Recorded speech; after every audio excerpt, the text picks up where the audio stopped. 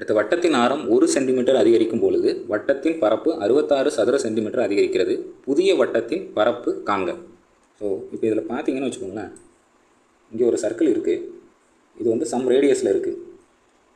இப்போ இது வந்து எக்ஸ்ட்ரா இவ்வளோ சைஸ் ஆகியிருக்கு. இதோட இது பார்த்திங்கன்னா 1 சென்டிமீட்டர். இது 1 சென்டிமீட்டர் இன்க்ரீஸ் ஆகும்போது டோட்டல் ஏரியா வந்து 66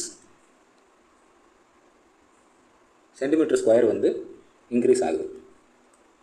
ஸோ இப்போ இந்த ஏரியா கண்டுபிடிக்கிறதுக்கு ஃபார்முலா என்னென்னா, இந்த outer circle minus inner circle அது மட்டும் போட்டிங்கன்னா போதும். ஸோ இப்போ அவுட்டர் சர்க்கிளுக்கு என்னது, ஆல்ரெடி 6 இருக்குது, ப்ளஸ் 1 சென்டிமீட்டர் தான் கூடியிருக்கு. So pi 1 plus r the whole square minus pi r square is equal to 66. அப்படியே டேலி பண்ணி எடுத்து வந்து வச்சுக்கோங்க, ஆரோட வேல்யூ வந்து 10 வரும். ஸோ நமக்கு இப்போ புது ஆர் என்னது, r + 1 இஸ் ஈக்குவல் டு 11.